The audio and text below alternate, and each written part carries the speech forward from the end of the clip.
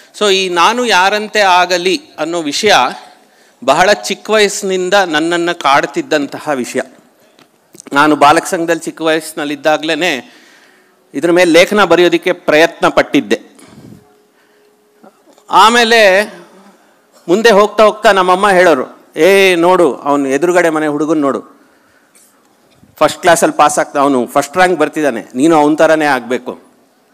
ಆ ಕೊನೆ ಮನೆ ಹುಡುಗನ ನೋಡು, ಅವ್ನು ಬರೀ ಫಸ್ಟ್ ಕ್ಲಾಸ್ ಬರ್ತಾನಂತೆ, ಅವನ ಜೊತೆ ಸೇರಬೇಡ, ನೀನು ಅವನ ಥರನೇ ಆಗೋಗ್ತೀಯ. ಸೊ ಇಲ್ಲೇ ಕನ್ಫ್ಯೂಷನ್, ಒಬ್ಬ ಈ ಥರ ಒಬ್ಬ ಆ ಥರ. ಇನ್ನೊಂದು ಸ್ವಲ್ಪ ದಿವಸ ಹೋದ್ಮೇಲೆ ನೋಡು, ನಿನ್ನ ಕಸಿನ್ನು ಬಿನಲ್ಲಿ RV ಕಾಲೇಜಲ್ಲಿ ಕಂಪ್ಯೂಟರ್ ಸೈನ್ಸ್ ಸೀಟ್ ತೊಗೊಂಡಿದ್ದಾನಂತೆ, ನೀನು ತೊಗೊಳ್ಬೇಕು. ಮತ್ತೆ ಕನ್ಫ್ಯೂಷನ್, ಇನ್ನೊಂದು ಚಾಯ್ಸ್. ಆಮೇಲೆ ಹೇಗೋ ಮಾಡಿ ಒಂದು BE ಸೀಟು ತೊಗೊಂಡೆ ನಾನು. ಇನ್ನೂ ಸ್ವಲ್ಪ ದಿವಸ ಆದಮೇಲೆ BE ಮುಗೀತು.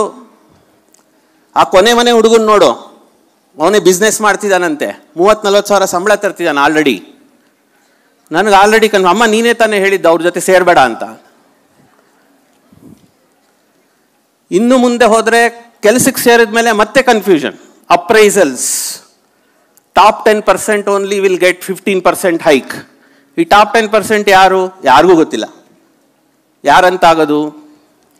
ಈ ಕನ್ಫ್ಯೂಷನಲ್ಲಿ ಏನಾಯಿತು ಅಂದರೆ, ಈಗ 48 ವರ್ಷ ಆಗೋಯ್ತು ನನಗೆ. ಸೊ ನಾನು ಆ ಪ್ರಶ್ನೆನೆಲ್ಲೋ ಪಕ್ಕದಲ್ಲಿ ಇಟ್ಬಿಟ್ಟಿದ್ದೆ.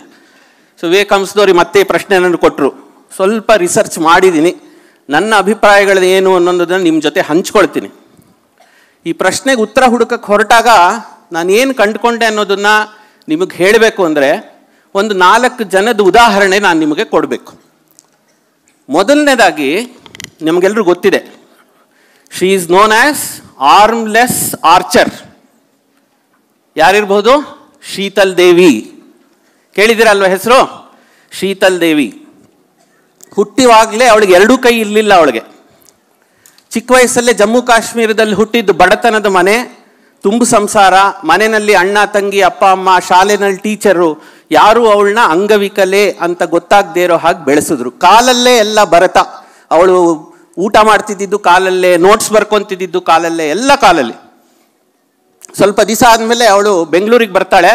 ಬೆಂಗಳೂರಿಗೆ ಬಂದಾಗ ಅಲ್ಲಿ ಪ್ಯಾರಾಲಿಂಪಿಕ್ಸ್ ಅಸೋಸಿಯೇಷನ್ನಲ್ಲಿ ಒಬ್ಬ ಕೋಚ್ನ ಮೀಟ್ ಮಾಡ್ತಾಳೆ. ಅವಳ ಫ್ರೆಂಡ್ ಕರ್ಕೊಂಡೋಗಿ ಹೇಳ್ತಾಳೆ, ನೋಡು ನೀನು ಪ್ಯಾರಾಲಿಂಪಿಕ್ಸ್ನಲ್ಲಿ ಭಾಗವಹಿಸ್ಬೋದು, ಪ್ಯಾರಾಲಿಂಪಿಕ್ಸ್ನಲ್ಲಿ ಭಾಗವಹಿಸಿದ್ರೆ ನಿನ್ನ ಜೀವನ ಬೇಗ ಸೆಟ್ಲಾಗೋಗುತ್ತೆ, ಕೆಲಸ ಸಿಗುತ್ತೆ, ಬಾ ಅಂತ.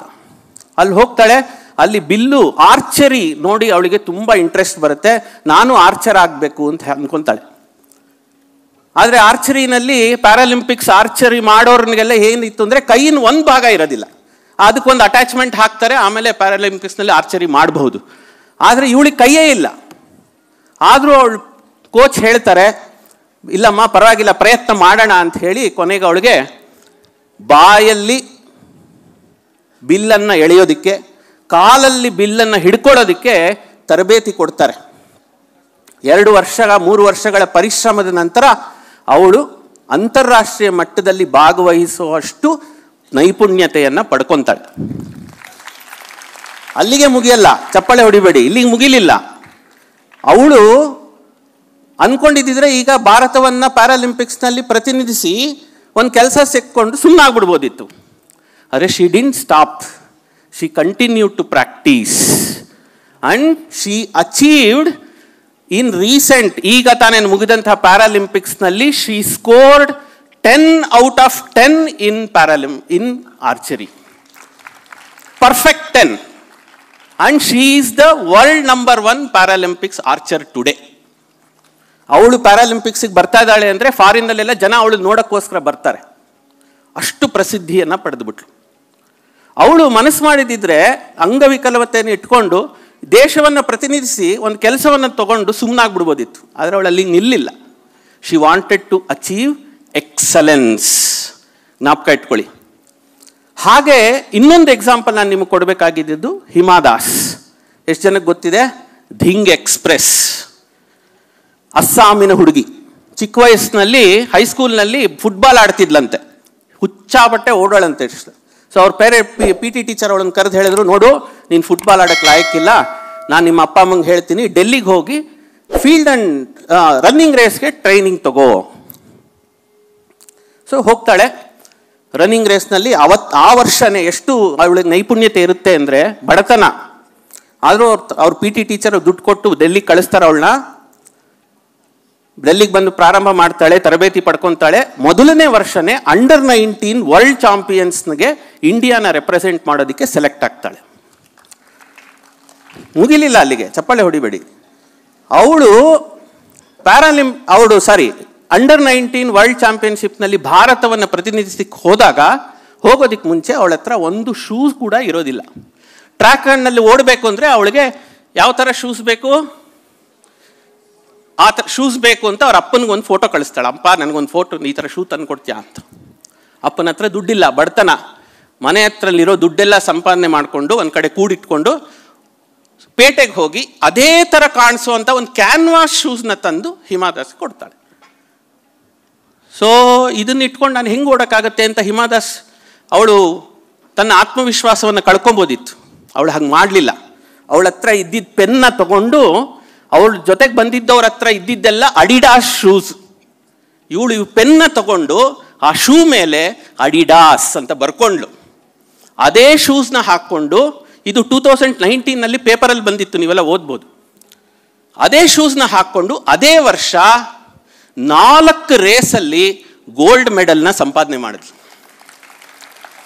ಯಾವ ಶೂಸ್ ಮೇಲೆ ಅವಳು ಅಡಿಡಾಸ್ ಅಂತ ಬರ್ಕೊಂಡಿದ್ಲೋ ಅದೇ ಶೂಸ್ ಕಂಪನಿ, ಅಡಿಡಾಸ್ ಕಂಪನಿ, ಅವಳು ಗೋಲ್ಡ್ ಮೆಡಲ್ ತಗೊಂಡ್ಮೇಲೆ ಅವ್ರು ಮುಂದೆ ಬಂದು ನಿಂತ್ಕೊತಾರೆ.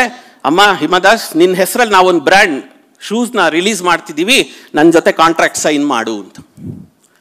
ಹಿಮಾ ದಾಸ್ ಹೆಸರಲ್ಲೇ ಇವತ್ತೊಂದು ಅಡಿಡಾಸ್ ಬ್ರ್ಯಾಂಡ್ ಶೂಸ್ ಇದೆ.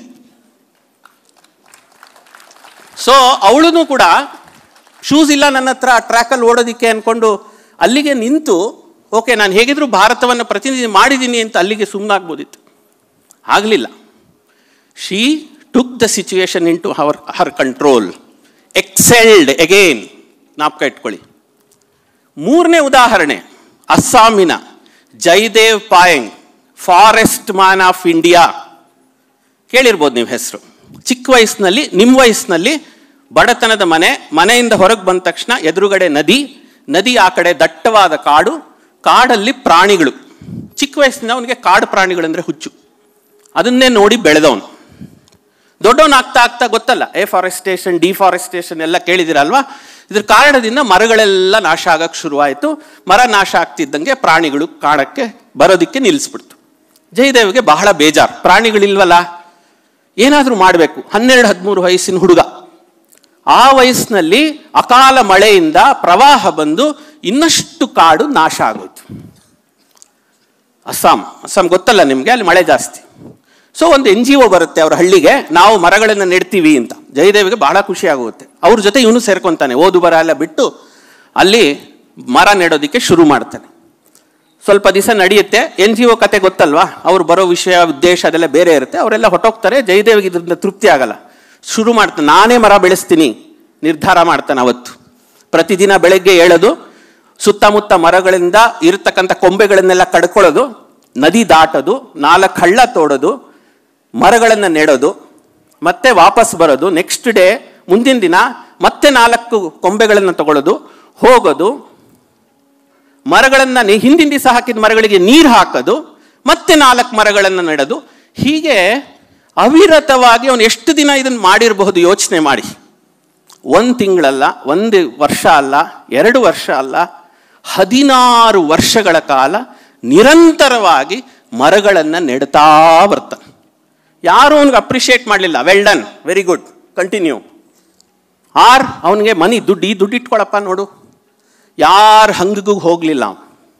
16 ವರ್ಷ ಸತತವಾಗಿ ಯಾರು ಅವನು ಕೇಳಲೂ ಇಲ್ಲ. ಇಂಥ ಒಬ್ಬ ವ್ಯಕ್ತಿ ಇದ್ದಾನೆ ಅಂತಲೂ ಯಾರಿಗೂ ಗೊತ್ತೂ ಇರಲಿಲ್ಲ. 16 ವರ್ಷ ಸತತವಾಗಿ ಮರಗಳನ್ನು ನೆಡ್ತಾ ಬರ್ತಾನೆ. 16 ವರ್ಷ ಯಾಕೆ ಹೇಳ್ತಾ ಇದ್ದೀನಿ ಅಂದರೆ, 16 ವರ್ಷ ಆದಮೇಲೆ ಅವನು ಇಷ್ಟಪಟ್ಟಿದ್ದಂಥ ಪ್ರಾಣಿಗಳೆಲ್ಲ ಮತ್ತೆ ಕಾಡಿಗೆ ವಾಪಸ್ ಬರೋಕ್ಕೆ ಶುರುವಾಗತ್ತೆ. ಮೊದಲ ಮೋಟಿವೇಶನ್ ಅವನಿಗೆ ಸಿಕ್ಕಿದ್ದು 16 ವರ್ಷ ಆದಮೇಲೆ. ಸೊ ಅದನ್ನು ಕಂಟಿನ್ಯೂ ಮಾಡಿಕೊಂಡು 22 ವರ್ಷಗಳ ತನಕ ಮರ ನೆಡ್ತಾ ಹೋಗ್ತಾನೆ. ಅವನು ಎಷ್ಟು ಎಕರೆ ಮರ ನೆಟ್ಟಿರ್ಬೋದು ಯಾರಾದರೂ ಗೆಸ್ ಮಾಡೋಕ್ಕಾಗತ್ತಾ? 1 ಎಕರೆ, 2 ಎಕರೆ, 3 ಎಕರೆ, 500 ಎಕರೆ, 1000? 22 ವರ್ಷದಲ್ಲಿ ಅವನು ಬೆಳೆಸಿದಂಥ ಕಾಡು 1360 ಎಕರೆ. ಇದನ್ನ ಅವನಿಗೂ ಗೊತ್ತಿಲ್ಲ. ಜಯದೇವ್ ಪಾಯಂಗಿಗೆ ಇವತ್ತು ನೀವು ಕೇಳಿದ್ರೆ ಅವ್ರು ಎಷ್ಟು ಮರ ಬೆಳೆಸಿ ಅವ್ರಿಗೂ ಗೊತ್ತಿಲ್ಲ. ಇದನ್ನ ಭಾರತ ಸರ್ಕಾರ ಅದನ್ನ ಮೆಷರ್ ಮಾಡಿರೋದು. ಅವ್ರಿಗೆ 2015ರಲ್ಲಿ ಭಾರತ ಸರ್ಕಾರ ಅವರ ಎಫರ್ಟ್ನ ರೆಕಗ್ನೈಸ್ ಮಾಡಿ ಪದ್ಮಶ್ರೀ ಪ್ರಶಸ್ತಿಯನ್ನು ಕೊಟ್ಟಿದೆ.